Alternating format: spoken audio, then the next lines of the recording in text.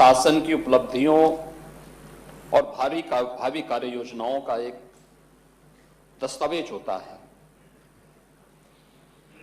सरकार के क्या कार्य हैं और सरकार की कार्रवाई के परिणाम क्या हैं, प्रतिवर्ष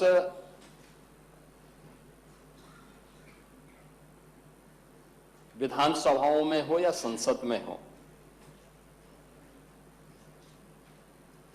राज्य विधानसभाओं में माननीय राज्यपाल महोदय के द्वारा और संसद में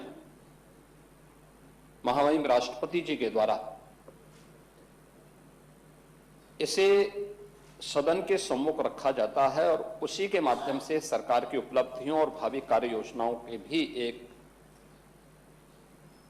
झलक माननीय सदस्यों को, देश को देखने को मिलता है। मैं सबसे पहले इस बात को लेकर के कि राज्यपाल प्रदेश का संवैधानिक प्रमुख होता है और एक संवैधानिक प्रमुख के प्रति जो हमारे प्रतिपक्ष के और उसमें भी मुख्य प्रतिपक्ष का जो आचरण रहा है, संवैधानिक प्रमुख के प्रति भी और एक नारी के प्रति भी जिस प्रकार का अभद्र और अशिष्ट व्यवहार रहा है महोदय, वह न केवल लोकतंत्र को कमजोर करता है बल्कि संवैधानिक व्यवस्था से जुड़े हुए उन प्रमुख हस्तियों की अवमानना के भी दायरे में आता है। यह हम सबका दायित्व बनता है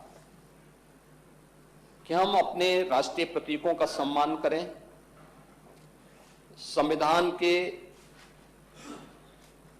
व्यवस्था के अंतर्गत संवैधानिक प्रमुखों के प्रति सम्मान और आदर का भाव रखें और कोई ऐसा आचरण न करे जो आचरण देश की भावी पीढ़ी को गलत दिशा की ओर अग्रसर करे।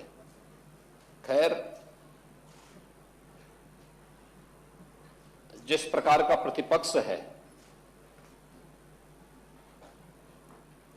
उनसे इसकी अपेक्षा करना अपने आप में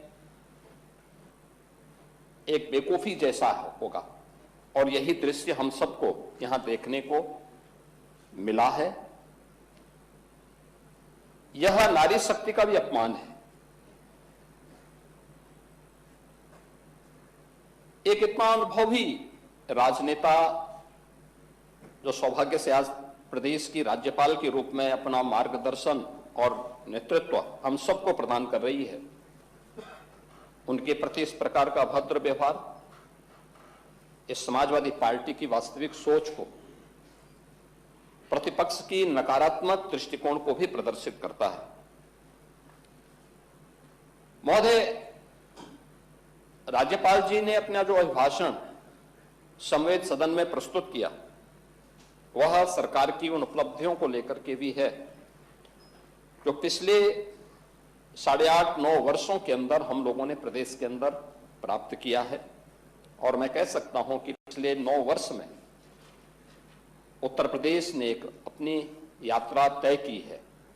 यह यात्रा अपराध और अव्यवस्था से अनुशासन का, कर्फ्यू से कानून के राज का, उपद्रव से उत्सव की यात्रा और समस्या से समाधान, अविश्वास से आत्मविश्वास की यात्रा है। यानी जो ये यात्रा है यह इस रूप में प्रस्तुत करता है कि आज देश और दुनिया भी इस बात को स्वीकार करती है कि उत्तर प्रदेश में चेंज आया है। और उत्तर प्रदेश में आखिर क्यों नहीं ये चेंज आना चाहिए? उत्तर प्रदेश की 25 करोड़ जनता का अधिकार है, उनको भी वह हक मिलना चाहिए था जिसका वह अधिकारी था। लेकिन दुर्भाग्य से अपने संकुचित एजेंडे को लेकर के चलने वाली सरकारों ने प्रदेश के भविष्य के साथ, यहां की जनता जनार्दन के साथ खिलवाड़ किया। उनके सामने पहचान का संकट खड़ा किया, प्रदेश को अराजकता, अव्यवस्था, अपराध का एक गढ़ बना दिया। कर्फ्यू यहां की पहचान बन गई थी। उन स्थितियों में या उत्तर प्रदेश, जिसको हम भारत के शाश्वत मूल्यों की आधारभूमि मानते हैं, उस उत्तर प्रदेश में किस प्रकार की व्यवस्था थी यह हम सब ने देखा है। लेकिन महोदय, आज मैं इस बात को कह सकता हूं कि डबल इंजन सरकार की स्पष्ट नीति, साफ नियत, सुशासन की प्रति प्रतिबद्धता के कारण आज हम लोगों ने उत्तर प्रदेश को बॉटलनेक से देश की अर्थव्यवस्था का एक ब्रेक थ्रू बनाने में सफलता प्राप्त की है। अब यूपी रेवेन्यू डेफिसिट से रेवेन्यू सरप्लस और उपद्रव से उत्सव प्रदेश के रूप में अपनी इस यात्रा को लेकर के मजबूती के साथ आगे बढ़ा है। और महोदय, मैं कह सकता हूं, बजट का अवलोकन आप सब ने किया होगा। अब मैं कह सकता हूं कि पिछले 11 वर्ष में देश ने जो यात्रा तय की है, आज देखिए दिल्ली में दुनिया का सबसे बड़ा EI इम्पैक्ट समिट आदरणीय प्रधानमंत्री जी के कर कमलों से उद्घाटन हुआ है। 5 दिनों तक देश दुनिया के 18 से अधिक देशों के राष्ट्राध्यक्षों की उपस्थिति में यह EI इम्पैक्ट समिट चल रहा है। आज की जो इमर्जिंग टेक्नोलॉजी है, इस पर भारत का फोकस कितना ज्यादा है, कैसे अपनी वर्तमान और भावी पीढ़ी के भविष्य के साथ एक बेहतरीन योजना के साथ भारत कार्य कर रहा है और देश पर जो परिवर्तन देखने को मिल रहा है, उसी परिवर्तन की आधारभूमि हम लोगों ने पिछले 8.5 पौने 9 वर्ष के अंदर उत्तर प्रदेश को बनाया है। आज जो देश के अंदर दिखता है, उत्तर प्रदेश अब टेक्नोलॉजी, ट्रस्ट एंड ट्रांसफॉर्मेशन एक ही बन करके देश और दुनिया के सामने उभरा है। ये त्रिवेणी टेक्नोलॉजी, ट्रस्ट एंड ट्रांसफॉर्मेशन इसलिए भी महत्वपूर्ण है। हम इस बात को जानते हैं कि उत्तर प्रदेश की धरती प्रयागराज की धरती, प्रयागराज इसी उत्तर प्रदेश में है और प्रयाग पहचान मां गंगा, मां यमुना और मां सरस्वती की त्रिवेणी से भी है। त्रिवेणी का एक नया रूप उत्तर प्रदेश के अंदर आज हम सब टेक्नोलॉजी, ट्रस्ट एंड ट्रांसफॉर्मेशन के रूप में आज उत्तर प्रदेश के अंदर को मिल रहा है। हमने उत्तर प्रदेश के अंदर जो 2017 के पहले के नीतिगत उदासीनता थी, प्रशासनिक स्थिति और विकास विरोधी सोच थी, प्रशासनिक स्थिरता थी और विकास विरोधी सोच थी, उसको आज प्रदेश ने अनुशासन, निर्णायक नेतृत्व, स्पष्ट नीति और शुद्ध नियत से आज उसको नए रूप में प्रस्तुत करने का कार्य किया है। आज हम कह सकते हैं कि डबल इंजन सरकार के कार्यों का परिणाम है कि जन कल्याणकारी योजनाएं हैं, रोजगार सृजन के अभियान हैं, प्रदेश में इन्वेस्टमेंट के बेहतरीन डेस्टिनेशन के रूप में स्थापित करने का हो या सामाजिक सुरक्षा के माध्यम से उत्तर प्रदेश को सशक्त, सुरक्षित और आत्मनिर्भर बनाने की मुहिम या प्रभावी ढंग से आज उत्तर प्रदेश के अंदर देखने को मिल रहा है। महोदय, 2017 के पहले क्या स्थिति थी उत्तर प्रदेश में? 2017 के पहले सत्ता के संरक्षण में पल रहे गुंडे और माफिया एक समानांतर सरकार का संचालन करते थे। गुंडा टैक्स और अवैध वसूली उत्तर प्रदेश की नियत बन चुकी थी। 1 डिस्ट्रिक्ट 1 माफिया उत्तर प्रदेश को झकझोरता था। कानून चंद हाथों की जागीर बन चुका था। कर्फ्यू और दंगा आम बात हो गई थी। पर्व और त्योहार आस्था नहीं, आशंका के केंद्र बन जाते थे।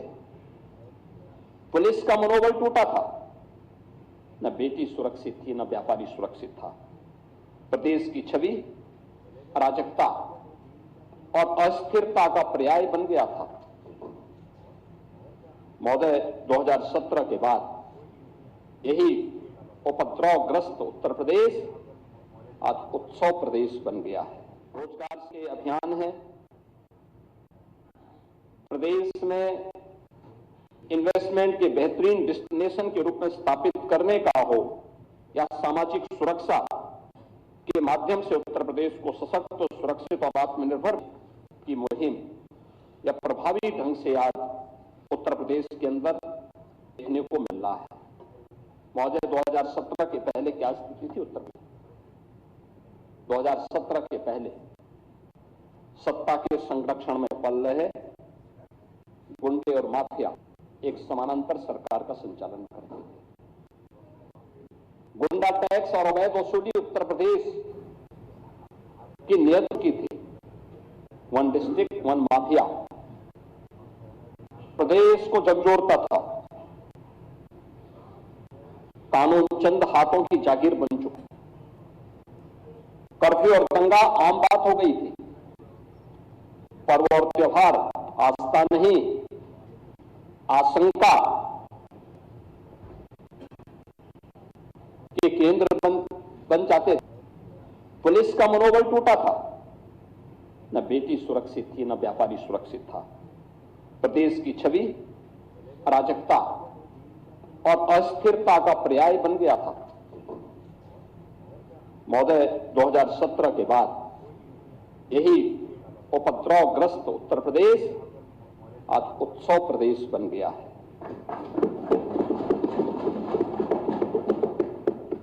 आज कानून का राज है। हमने बार बार कहा है, विकास की पहली शर्त रूल ऑफ लॉ है और रूल ऑफ लॉ के उस लक्ष्य को प्राप्त करने के लिए सरकार ने पूरी मजबूती के साथ काम किया। प्रदेश के अंदर रिकॉर्ड पुलिस भर्तियां की, महिला सशक्तिकरण पर ध्यान दिया, युवाओं के लिए नई नई योजनाएं बनाई, मॉडर्न पुलिसिंग और सुदृढ़ साइबर एवं फॉरेंसिक इंफ्रास्ट्रक्चर के विकास के लिए कार्य किया। आज उत्तर प्रदेश के अंदर सुदृढ़ कानून व्यवस्था की स्थिति के कारण उत्तर प्रदेश अब फेयर जोन से फेक जोन में बदल गया है। अब उत्तर प्रदेश में भय नहीं बल्कि आस्था के कारण लोग उत्तर प्रदेश के अंदर आ रहे हैं और ये आस्था आज उत्तर प्रदेश के अंदर देखने को मिल रही है। अब कर्फ्यू कल्चर नहीं है, अब जीरो टॉलरेंस कल्चर ने उत्तर प्रदेश को एक नई पहचान दी है। अब दंगों की जगह फेस्टिव और टेम्पल टेक्नोलॉजी इकोनॉमी ग्रो कर रही है, यानी यहां पे ग्रो कर रही है। जो पहले उत्तर प्रदेश के अंदर एक भय की दंगों के कारण अव्यवस्था थी, आज उसकी जगह उत्सव है, यानी फेस्टिव एंड टेम्पल इकोनॉमी प्रदेश के अंदर ग्रो कर रही है।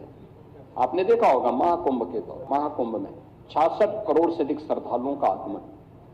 अभी प्रयागराज में माघ मेला संपन्न हुआ है, कल ही संपन्न हुआ है। कोई सोचता था प्रयागराज में माघ मेला में? कल्पवासी आते थे, पौष पूर्णिमा से माघ पूर्णिमा तक 1 महीने का उनका आगमन होता था। और कल ही प्रयागराज के महाशिवरात्रि के आयोजन में प्रयागराज में 40 लाख से अधिक श्रद्धालुओं ने त्रिवेणी में स्नान किया। इस पूरे माघ मेले में पहले कुल कुछ लाख श्रद्धालु आते थे, उसमें कल्पवासियों की संख्या ज्यादा होती थी। और इस बार माघ मेले में 21 करोड़ से अधिक श्रद्धालु त्रिवेणी में स्नान किया है, आस्था की डुबकी लगाया है। यानी ये जो श्रद्धालु आ रहा है उसको व्यवस्था पर विश्वास है, सुरक्षा के प्रति वह आज निश्चिंत है। और ये केवल आस्था नहीं है। हम लोग जब बात करते हैं उत्तर प्रदेश की, प्रयागराज की, बहुत सारे मुद्दों पर हम इस बात को कहते हैं। उत्तर प्रदेश तो भारत की आत्मा उत्तर प्रदेश में निवास करती है। अयोध्या की मर्यादा है, काशी की शाश्वत चेतना है, मथुरा वृंदावन की भक्ति है, तो प्रयागराज की समरसता भी हम सबको, त्रिवेणी हो या कुंभ या महाकुंभ, इस अवसर पर देखने को मिलती है। और इसका परिणाम आज हम सबको देखने को यहां मिल रहा है। 2017 से कोई कॉमनल राइट्स नहीं यूपी के अंदर नहीं हुए हैं। अब हम कह सकते हैं कि यूपी में न कर्फ्यू है न दंगा है, यूपी में सब चंगा है। महिलाओं को सुरक्षा और व्यापारियों को भय मुक्त वातावरण दिया गया है।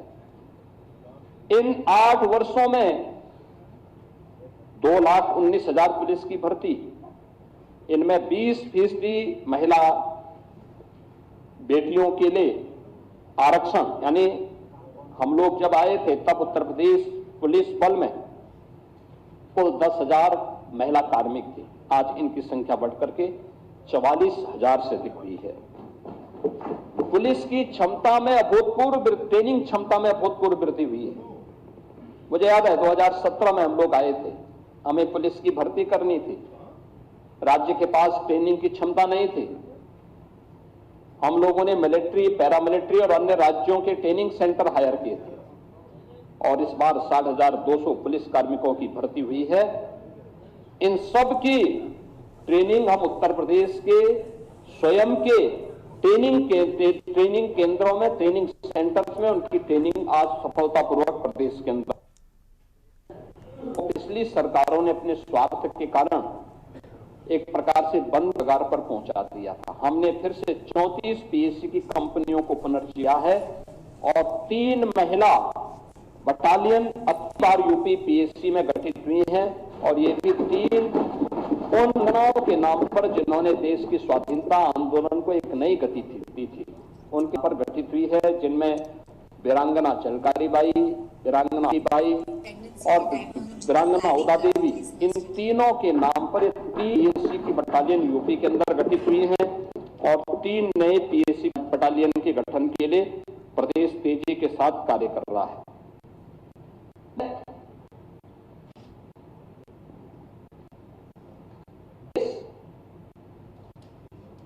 अपनी विरासत पर गौरव की अनुभूति करता है, आदरणीय प्रधानमंत्री जी की प्रेरणा से अपनी विरासत पर गौरव की अनुभूति करता है। और हम लोगों का मानना है कि विरासत से विकास ही एक उज्जवल भविष्य की एक आधारशिला होती है। लेकिन राजनीतिक स्वार्थों के लिए अगर कोई उन आक्रांताओं को महिमामंडन करता है जिन्होंने भारत की आत्मा पर प्रहार किया, जिन्होंने भारत की आस्था को रौंदने का कार्य किया है, मुझे लगता है आज का नया भारत, आज का नया उत्तर प्रदेश, ये नए भारत का नया उत्तर प्रदेश को स्वीकार करने को तैयार नहीं है, कतई तैयार नहीं है। आप देखें किस प्रकार से, यानी आक्रांताओं को महिमामंडन, देशद्रोही तत्वों के समर्थन में बयान बना या राष्ट्रीय प्रतीकों को के अपमानजनक टिप्पणी करना, ये किसी राष्ट्रद्रोह से कम नहीं। वंदे मातरम का 150वां वर्ष चल रहा है। कुछ लोग हैं, उनमें राष्ट्रगीत के संविधान सभा ने सर्वसम्मति से सम्मान देकर के राष्ट्रगीत के रूप में प्रस्तुत किया और हम आभारी हैं प्रधानमंत्री मोदी जी के, जिन्होंने राष्ट्रगीत को अनिवार्य रूप से देश के अंदर लागू करने के लिए एक नोटिफिकेशन जारी करवाया कि राष्ट्रगीत भारत के आन मान शान का प्रतीक है और भारतवासी को अपने पुरातन वैभव पर गौरव की अनुभूति करनी चाहिए और इन सभी प्रतीकों के साथ साथ राष्ट्र नायकों का सम्मान हम सब भारतीयों का दायित्व बनता है। अगर हम आक्रांताओं का महिमा मंडन कर रहे हैं और राष्ट्र के प्रतीकों का, भारत के तिरंगे का, भारत के राष्ट्रगान का, भारत के राष्ट्रगीत का, भारत के महापुरुषों का अपमान कर रहे हैं, तो एक प्रकार से हम संविधान की अवहेलना कर रहे हैं। मैं पूछना चाहता हूं समाजवादी पार्टी और कांग्रेस से, एक तरफ संविधान के नाम पर जनता की आंखों में धूल झोंकने का कार्य कर रहे हैं और दूसरी तरफ वंदे मातरम जैसे राष्ट्रगीत का इनके द्वारा विरोध करवाया जा रहा है। इनके सदस्य धड़ल्ले से बोल रहे हैं कि हम वंदे मातरम के लिए खड़े नहीं होंगे, हम नहीं गाएंगे। क्या मतलब है इसका? यानी हिंदुस्तान में रहोगे और भारत के राष्ट्रगान और राष्ट्रगीत को गाने में आपको दिक्कत होती है। ये चीजें नहीं चल सकती हैं। ये भारत के संविधान निर्माताओं का अपमान है, ये बाबा साहब भीमराव अंबेडकर का अपमान है, क्योंकि उसी संविधान सभा ने, याद रखना, 24 जनवरी 1950 को वंदे मातरम को भारत के राष्ट्रगीत के रूप में मान्यता दी थी। और हर भारतीय का दायित्व बनता है हम भारत के इन प्रतीकों को पूरी तरह सम्मान दें। हम कोई भी ऐसा कार्य न करें। मुझे आश्चर्य होता है, समाजवादी पार्टी के लोग गाजी के मेले का समर्थन करते हैं। ये गाजी कौन था? ये गाजी जो भारत की परंपरा और संस्कृति को रौंदने के लिए आया था। श्रावस्ती के तत्कालीन नरेश महाराज सुहेल देव के नेतृत्व में हिंदू राजाओं ने उसको रौंद डाला। सम्मान महाराज सुहेल देव को मिलना चाहिए था। और ये मुझे आनंद की अनुभूति होती है कि हमारी डबल इंजन सरकार ने महाराज सुहेल देव के नाम पर बहराइच की चित्तौड़ा नामक स्थान पर महाराज सुहेल देव का भव्य स्मारक बनाकर दिया। यह हमारी सरकार को गौरव की अनुभूति होती है कि महाराज सुहेल देव के नाम पर एकमात्र विश्वविद्यालय यह हमारी डबल इंजन की सरकार ने बनाया है। आजादी के बाद लोक माता अहिल्याबाई होलकर को सम्मान ये डबल इंजन की सरकार ने दिया है। आदरणीय प्रधानमंत्री जी ने लोक माता का एक भव्य प्रतिमा काशी विश्वनाथ धाम में स्थापित करवाई है। लेकिन गुमराह करना, असत्य वाचन करना और उसके माध्यम से गुमराह करने की जो प्रवृत्ति है समाजवादी पार्टी की, आज समाजवादी पार्टी लोक माता के नाम पर इसी प्रकार को गुमराह कर रही है। राम मंदिर का विरोध करते हैं, काशी विश्वनाथ धाम का विरोध करते हैं, क्या उस प्रकार के तत्वों को प्रश्रय देते हैं। ये प्रवृत्ति दिखाती है इनको भारत की आस्था के प्रति कोई सम्मान नहीं है, कोई सम्मान नहीं है। जन्माष्टमी को रोकने का काम, कांवड़ यात्रा को रोक लगाने का काम, अयोध्या की 84 कोसी परिक्रमा हो या दीपोत्सव और रंगोत्सव के कार्यक्रम, यह प्रतिपक्ष से जुड़े हुए दलों ने अपने समय में इनको रोकने का काम किया था। कांग्रेस तो सुप्रीम कोर्ट में यहां तक कह दी थी कि राम और श्री कृष्ण ये दोनों मिथक हैं।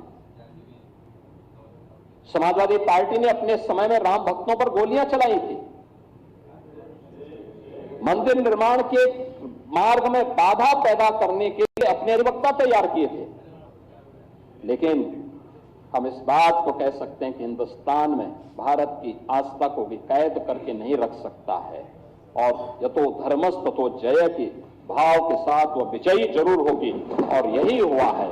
और आज अयोध्या में हम देख सकते हैं प्रभु श्री राम का भव्य मंदिर का निर्माण हो गया है। आज देश और दुनिया आती है देखने के लिए, लाखों की संख्या में हर दिन श्रद्धालु आ रहा है, हर दिन आ रहा है, प्रफुल्लित होके जाता है। ये आस्था के केंद्र केवल आस्था के केंद्र नहीं है, ये वास्तव में राष्ट्र चेतना के केंद्र भी है। राष्ट्र की शाश्वत चेतना को एक ताकत मिलती है यहां से, और वहां से हम लोगों ने आज इस कार्य को आगे बढ़ाया है। इन्हीं बातों को लेकर के हम लोग ये लगातार इन बातों को देखते हैं कि भारत की इस आत्मा के प्रति सम्मान का भाव रखना और वहां कार्य करना, ये हम सबके लिए गौरव की बात है। और हम लोगों ने उसी कार्य के साथ अपनी विरासत पर गौरव की अनुभूति करने के साथ ही उससे प्रेरणा, उसका सम्मान और उसके बेहतर भविष्य के लिए एक ठोस कार्य योजना के साथ ये डबल इंजन सरकार ने कार्य किया है।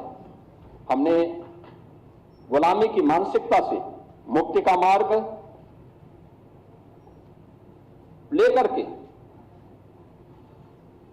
आदरणीय प्रधानमंत्री जी ने देश की आजादी के अमृत महोत्सव वर्ष के समय विकसित भारत के लिए जिन पंच प्रण की बात की थी, उसी से प्रेरणा लेकर के आज हम एक सशक्त भारत की अटल आधारशिला बनाने के लिए हम लोगों ने अपनी आस्था को आगे बढ़ाने का काम किया है।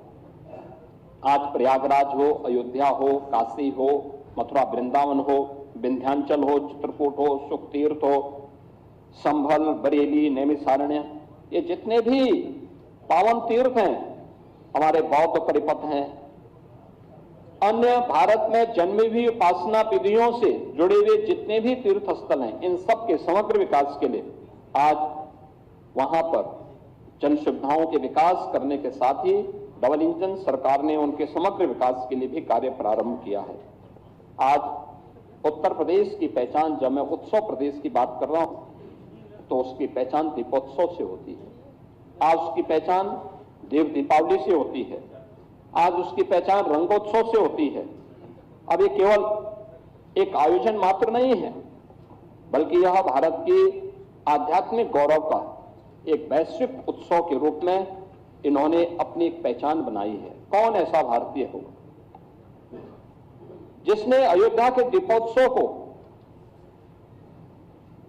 काशी के देव दीपावली को और मथुरा वृंदावन के रंगोत्सव के कार्यक्रम के साथ आत्मिक भाव के साथ में जुड़ा हो। और आस्था का सम्मान करने का परिणाम क्या है?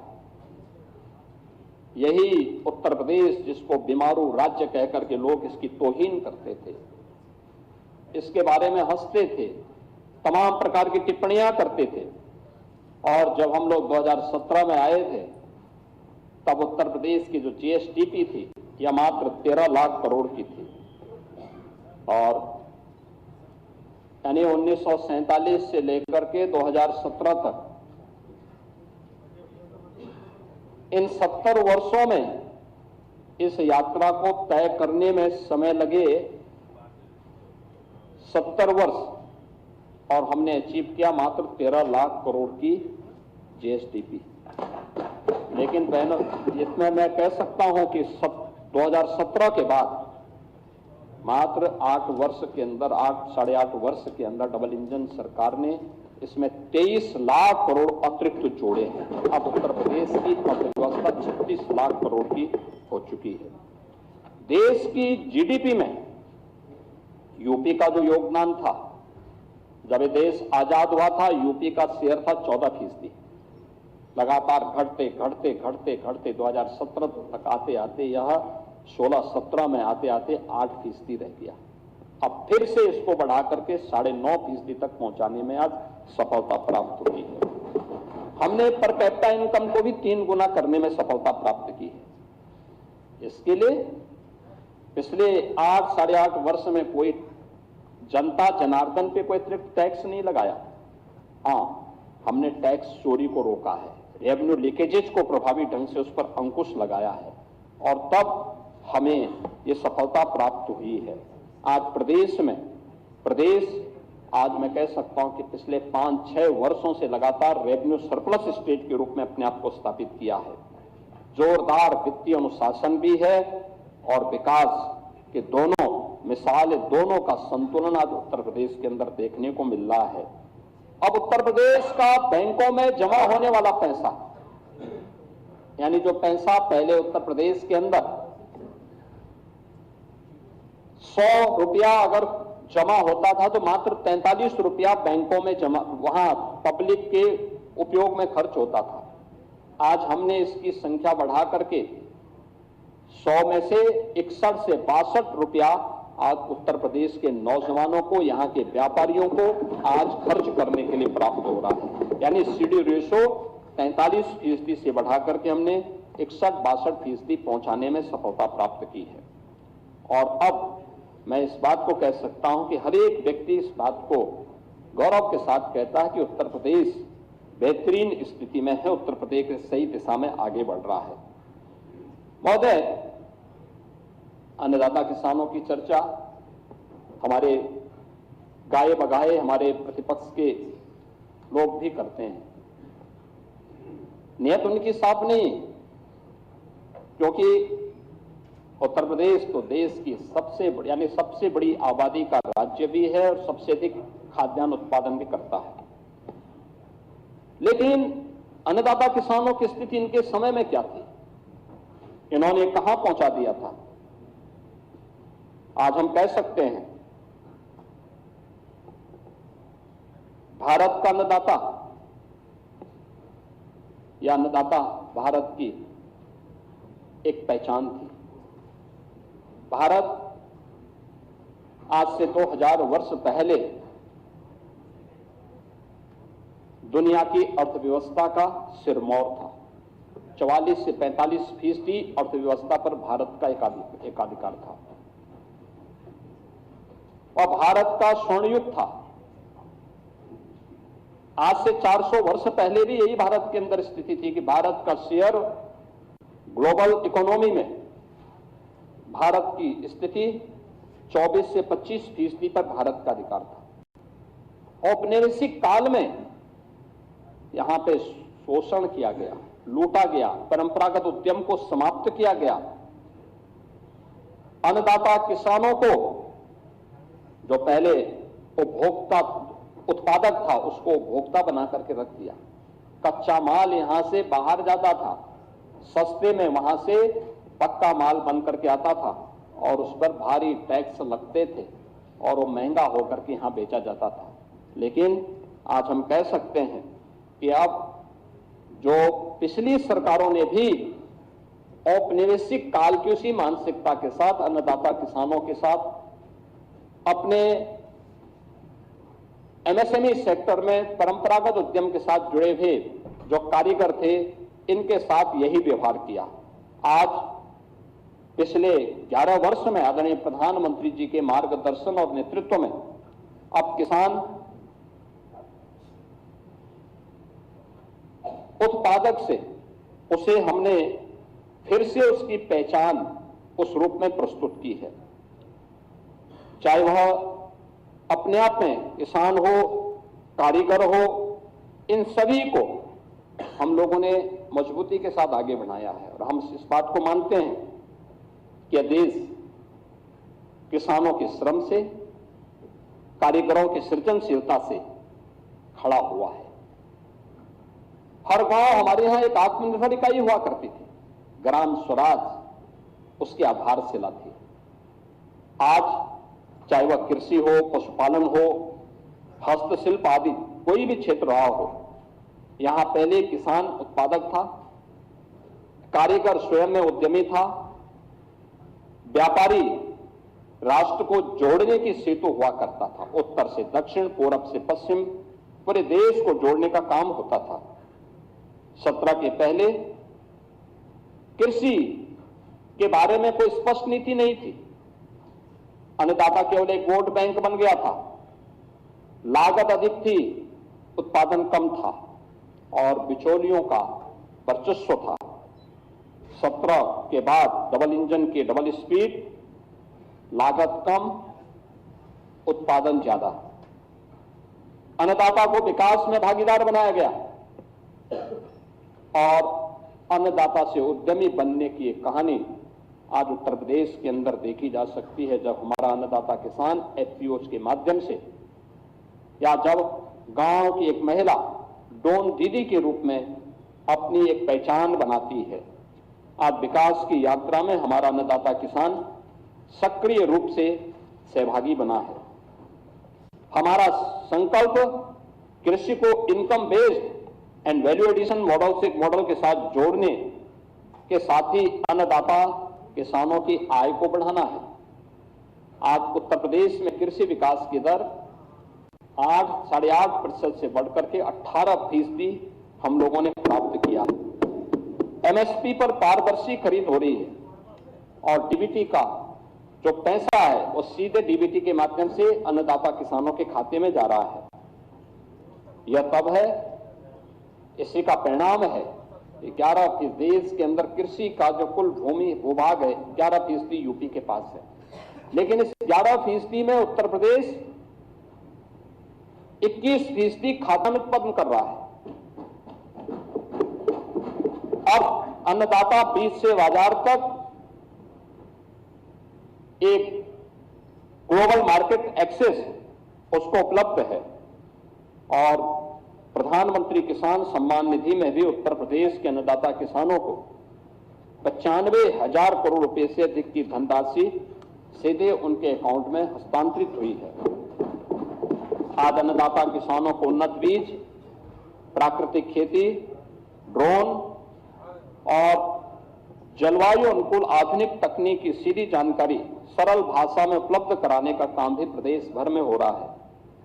कृषि वैज्ञानिकों, स्टार्टअप्स और प्रगतिशील किसानों से व्यावहारिक प्रशिक्षण भी आज अन्नदाता किसानों को प्राप्त हो रहा है। खेती के बाद खेत में सारे कृषि वैज्ञानिक जाते हैं और किसान के खेत में चर्चा होती है। मुझे भी कई जनपदों में जाने का अवसर प्राप्त हुआ था। Drone dosing, FPOs, agri startups और फूड प्रोसेसिंग के माध्यम से फसलों का मूल्यवर्धन हो रहा है। अब प्रदेश में विश्व बैंक के सहयोग से यूपी एग्रीज यानी Uttar Pradesh agriculture growth and rural enterprise ecosystem strengthening project, यह परियोजना के माध्यम से भी आज उत्पादकता में वृद्धि करने, संसाधनों के कुशल उपयोग करने, कृषि आधारित उद्योगों के विकास और कृषि उत्पादों की गुणवत्ता सुधार पर विशेष ध्यान दिया जा रहा है। एक बात जो बार बार अन्नदाता किसानों की ओर से आती थी, वो आती थी निराश्रित गौवंश की। स्वाभाविक रूप से 17 के पहले प्रदेश के अंदर स्लॉटर हाउसेस धड़ल्ले से चलते थे,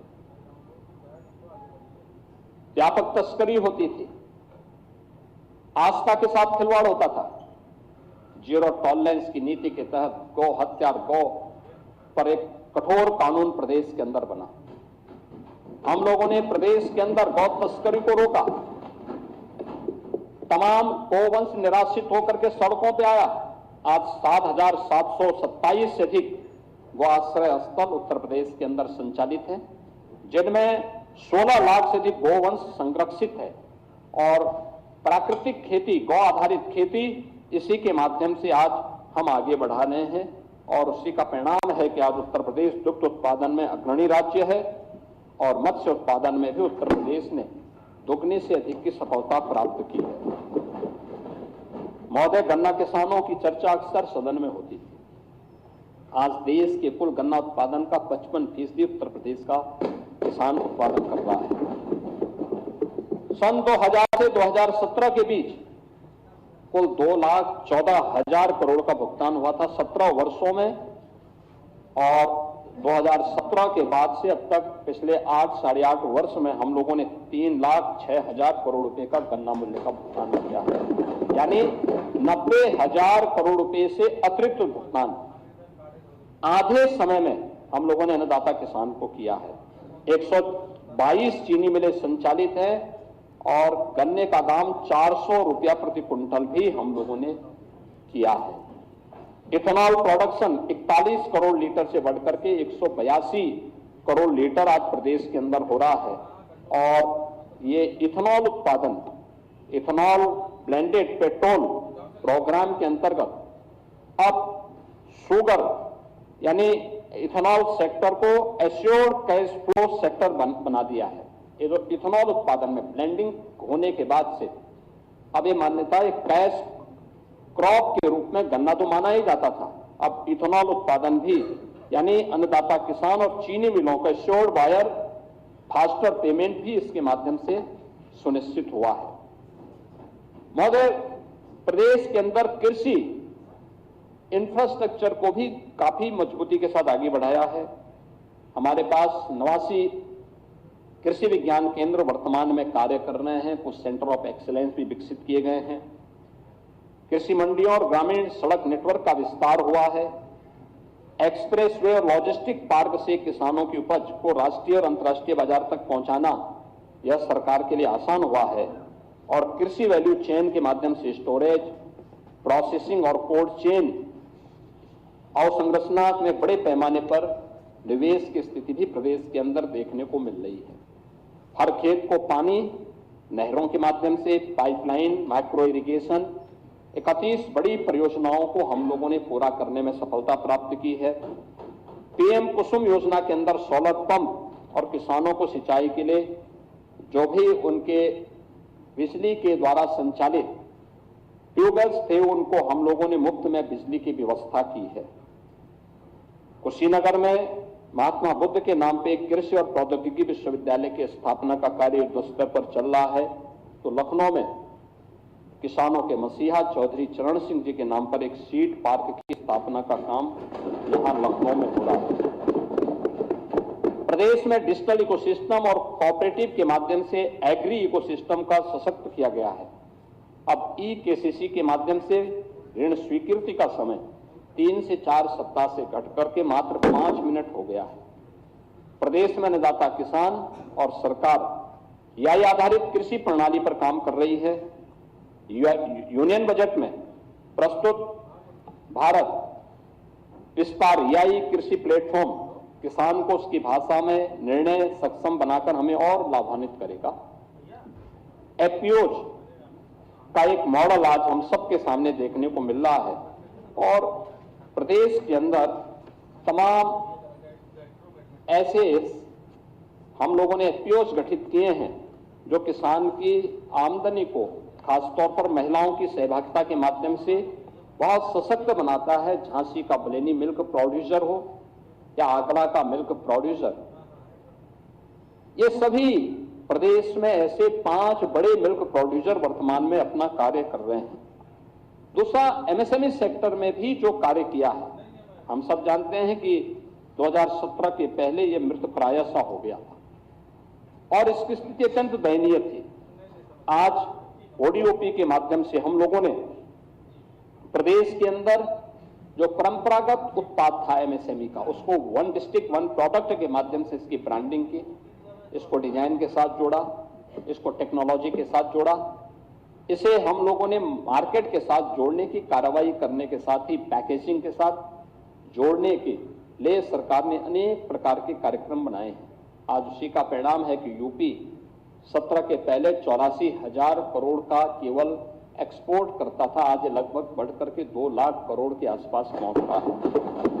77 यानी 77 हमें जीआई टैग प्रोडक्ट आज प्रदेश के अंदर मौजूद हैं जो ग्लोबल मार्केट में जिनके लिए किसी उनकी क्वालिटी पर कोई प्रश्न नहीं खड़ा कर सकता, ये आज यूपी के अंदर मौजूद है।